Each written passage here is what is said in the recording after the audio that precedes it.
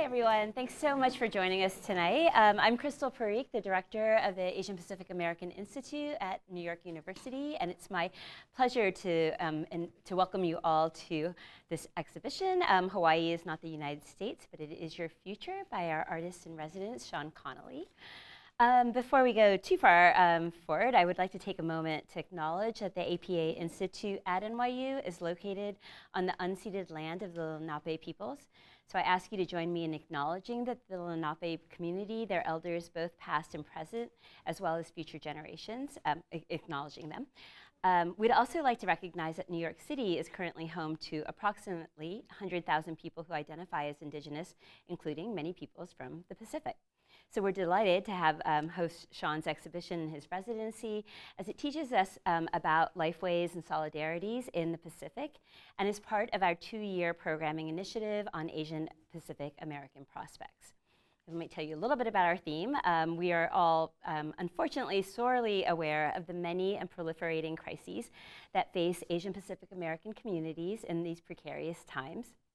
The resurgence of ethno-nationalisms and authoritarian governments, political strife and turmoil, the devastating war and genocide in Gaza, the worsening effects of climate change, and economic and social insecurities pose profound challenges to imagining and planning for the future in the United States and around the world.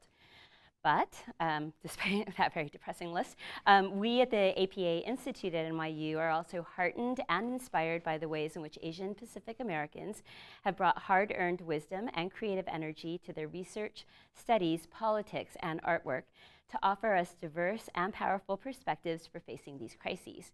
So with Asian Pacific American prospects, we collaborate with scholars, students, activists, and artists who share their knowledge and visions towards creating equitable and sustainable futures for all of us. And as you might have already gleaned from strolling around here, Sean's work helps us think through connections between Hawaii and New York as an eminently material and lived experience. I'd also like to invite you to the other programs that we have planned as part of Sean's residency. He'll be in conversation with Professor Albert Rafiti on November 13th, and he'll be conducting an artist talk on December 3rd. And details and registration for both of those programs are available on the AIR brochure, which you can pick up at the table outside of 101, I think it is. So. Okay, and the exhibition will be on view through December 12th, so please do come back, bring your friends and your classes. We're happy to make arrangements for group tours, and I want to just also say I'm extremely grateful to the APA Institute for the staff for all their work in making this exhibition and Sean's residency possible. And now, let me offer a proper introduction to Sean. Sean Connelly was born and raised in Honolulu, and he's an artist and building practitioner working collaboratively across sculpture, architecture, film, and cartography. Connelly's practice engages deeply with grassroots interventions and supports Native liberation, food sovereignty, land justice, and cultural resurgence, centering Aina, that is, land that which feeds. As founding director of After Oceanic Built Environments Lab and the nonprofit Hawaii Nonlinear, Connelly actively cultivates ancestral knowledge, ecological insight, and social justice to transform built environments into living archives of intergenerational healing. Collaborating closely with cultural bearers, creative practitioners, and Indigenous experts across the Hawaiian Islands, Connelly's work contributes to a grassroots community of care, actively shaping liberated oceanic futures. So we're honored to have him as the 2025 Artist in Residence at the Asian Pacific American Institute at NYU. Please welcome Sean. Well, thank you. Mahalo. Thank you, Mika. Thank you. Aloha mai kako. Kabla Kadavadakayo Amin. Hopefully I got that one right in Ilocano, which I'm just starting to learn of my own language. It's a pleasure to be here. Thank you so much, Crystal, for the introduction. Laura, Amita, Damien, Eduardo, APA for creating such an incredible opportunity. I'm so nervous to see so many people in this space.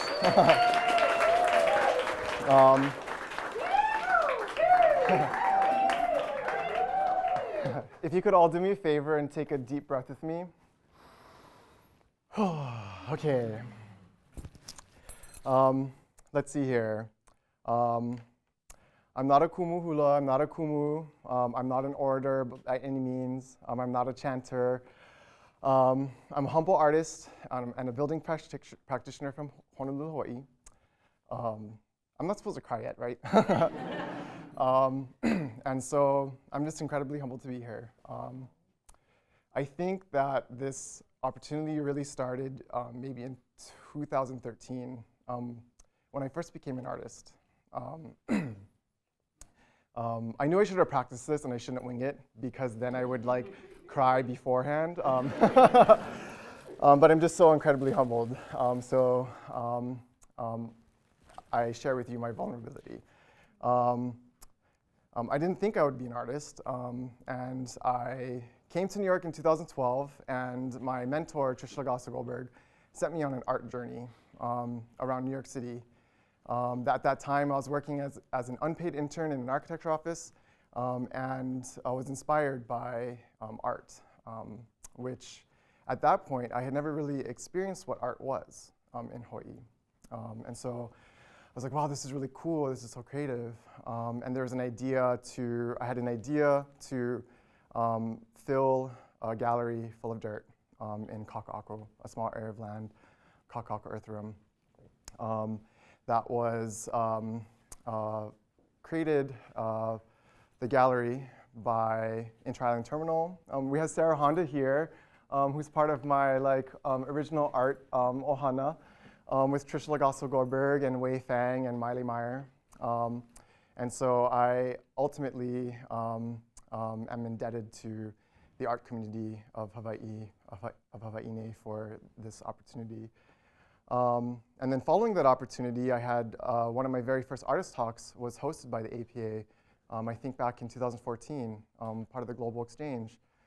And then went on our way, and 10 years later, I find myself in New York at an exhibition for Mauna Kea, where I got to reconnect with Amita and Laura and the APA, and they offered me this opportunity, sort of citing that talk, which I think was called Land and Art. I think it was Land Use and Art or something.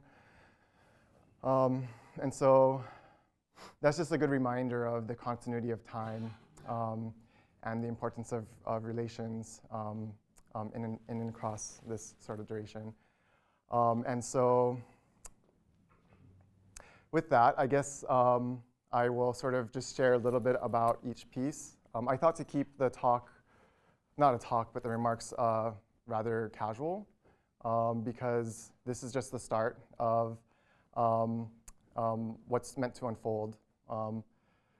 On the window here, we have the bracelet, the bangle, which I also recreated here on my wrist. Hawaii is not the United States, with the inscription on the inside, but it is your future. It's sort of an homage to all of the mentors and aunties of Hawaii. If you sort of think back to like community events in Hawaii and sort of the ambient sounds, you sort of hear the sound of people in the kitchen cooking, moving things around. And that's the sound of home. So.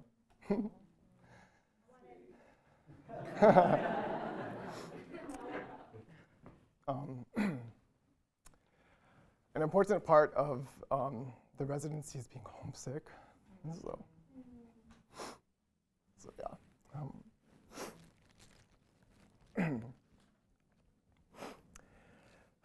Speaking of being homesick, I spent maybe about 5 years living away from home on the continent. In New York, in Massachusetts, and I have a family in North Carolina as well.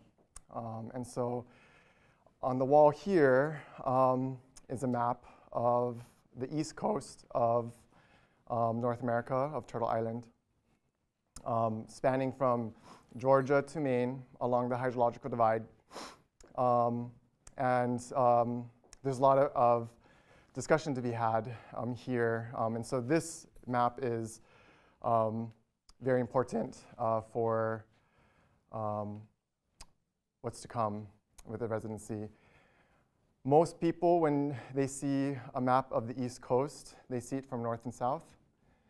But for here, I reoriented it as you would see it from a Hawaii lens, from the Pacific lens, which is from mountain to ocean.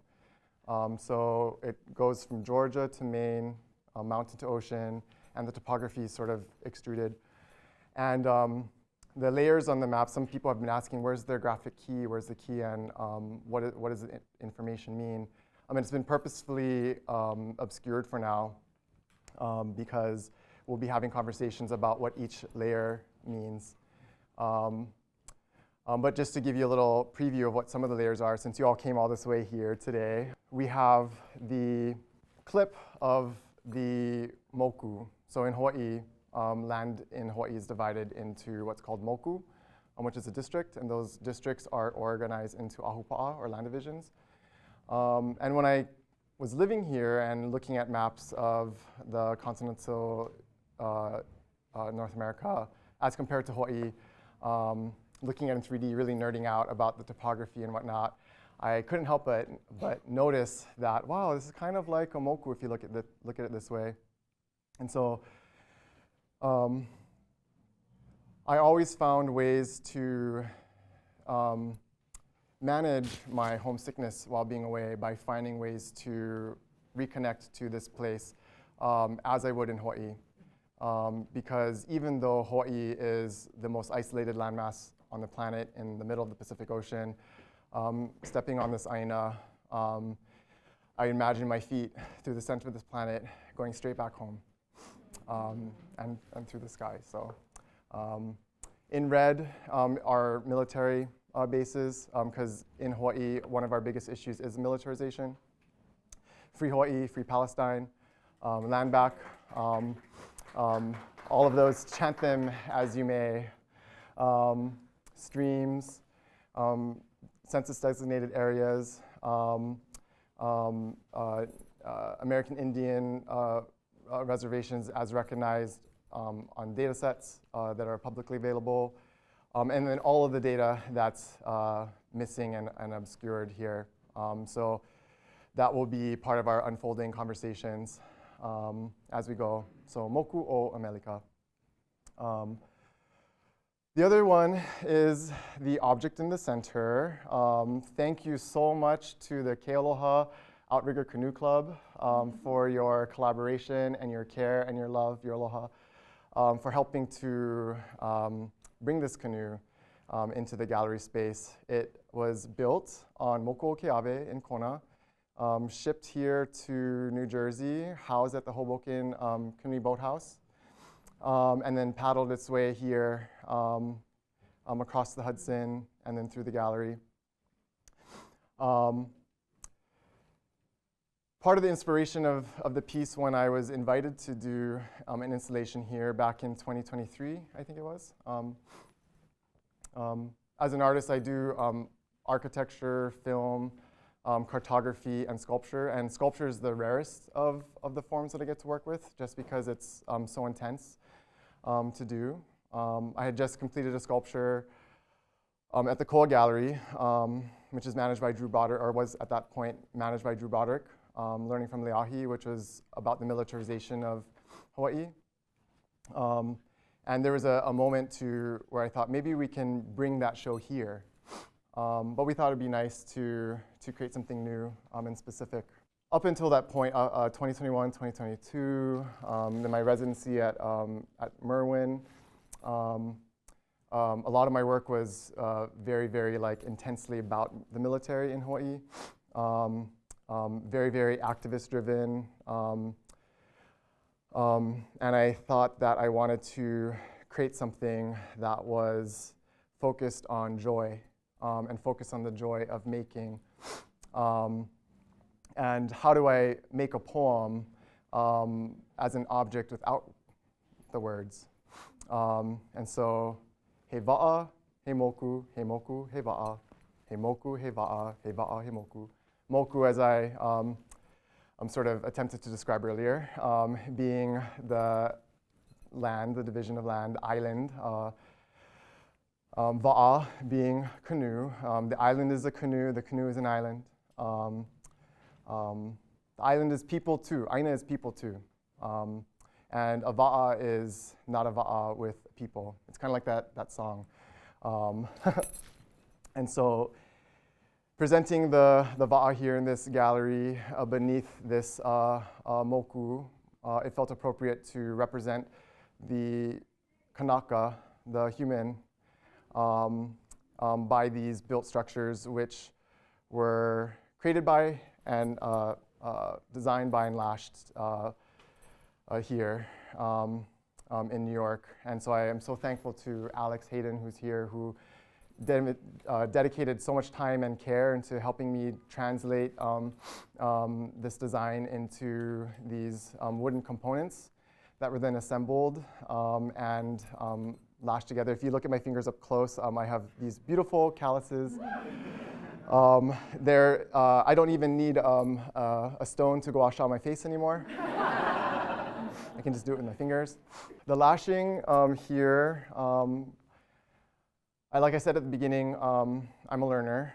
And when I moved back home in 2017, I promised myself that I would dedicate as an artist to figuring out how to use my hands, how to get off my computer. And maybe some of you can relate that for so long, I'm like, every time I learn a new skill, it's somehow on the computer. I'm like, oh yeah, I learned how to do this, it's on the computer. I learned how to do that, it's on the computer. And so I'm really thankful that over the past 8 years, informally studying how to build va'a, how to build hale, without maybe a designated mentor, but through my community, finding mentors through art projects, working with other apprentices, how do you say it? Alopaka awohi, Anikukupuhea, Jojo Henderson, Nalani Tukuafu, who have been so generous in helping to support my interest in learning the lashing. And so these are not necessarily building systems, they're more like puzzles, they're more like learning tools. They represent sort of just like the repetition of the mundane task of learning and experimenting, making mistakes, doing it over and over again until you're happy with it. And so when I could, I would wear my bracelet when I was lashing to get the sound. And I guess, let's see, last but not least, the name of this va'a. It took some time to find the name. At first I thought, oh, we'll just say He Moku He Va'a as the name, just like get the phrase there. But it was really nice that this residency was sort of split because I was here. I got to sort of like acquaint myself, then went back home.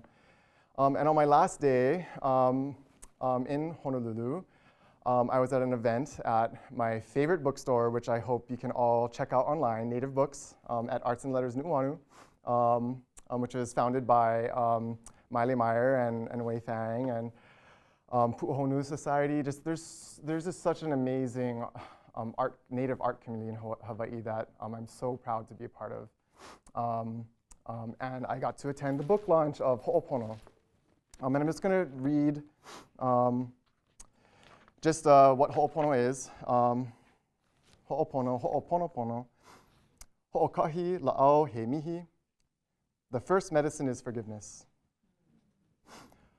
Aloha is the art of understanding.